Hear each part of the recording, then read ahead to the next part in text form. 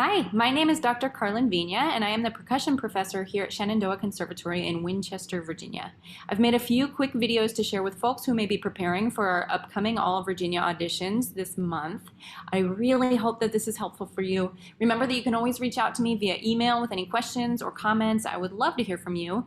My email address is V as in Victor, INA@su.edu, and you should see it below in the description as well.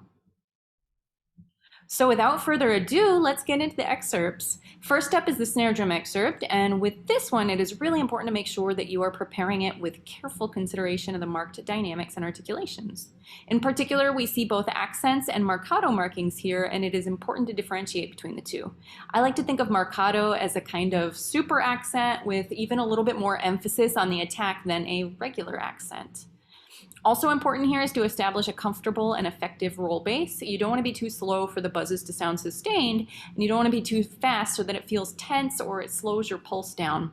I settled on 16th note triplets for the two rolls in this excerpt here.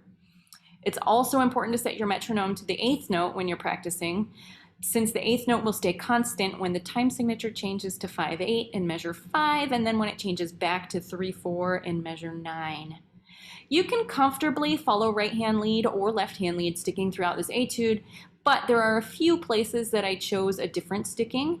I tend to favor right flam, so I play the first note in measure 7 on the right hand, and then in measure 9 I'm playing the E of beat 3 on the right, and in measure 10 the E of beat 1 on the left to make those flams a little bit more comfortable, and I've got that marked there. You can see it in the part.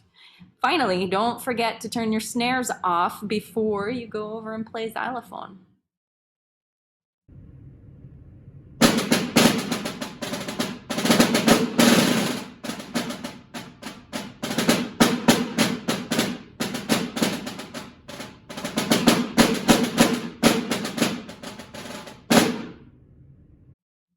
Next up is the xylophone excerpt. This is a tricky little passage. Don't underestimate the amount of time that you should spend practicing it. One of the first things I would do on this one is to make sure that any of the sharps from the key signatures that are not immediately obvious to you when you read through it, mark them so that you don't learn any wrong notes. Next, there are a few stickings that worked well for me in this one. Note that sticking choices sometimes come down to personal preference, and they might also depend on which grip you're using, but I've written in some here that worked really well for me in measures 15, 16, and 19 there.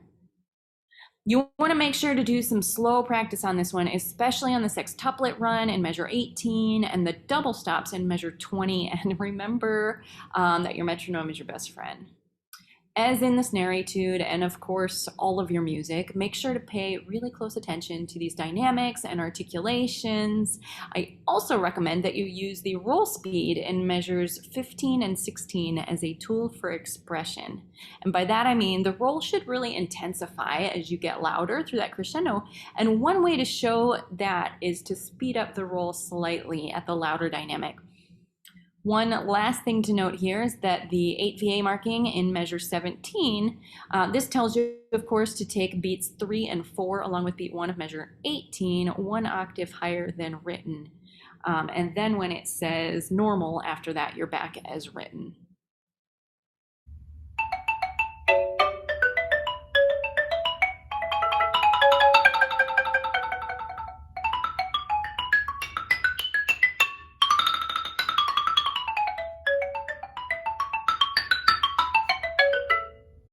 Finally, on to the timpani excerpt. One big challenge here is maintaining a legato feel through the first line and playing the rolls in measures 25 and 26 as connected as possible. Make sure that your timpani are set up so that you have really good beating spots when you have to move quickly between the drums in measures 27, 28, 29, and 30. Sometimes a really quick adjustment can make a world of difference in your beating spots. Make sure you like how the drums are set up. Again, be careful with dynamic contrast and articulations, especially with our marcatos and accents marked in the second line. And I also find that it's very easy to play too loud in measures 29 and 30 because really it's only marked mezzo forte with a crescendo to forte for that last note there.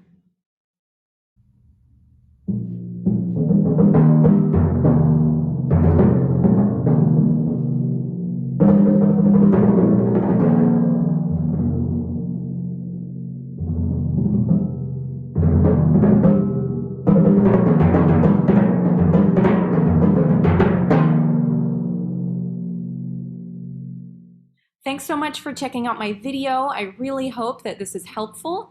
I would love to hear from you in the comments or via email if you found this helpful, or if you have any questions for me at all. Happy practicing. All the best.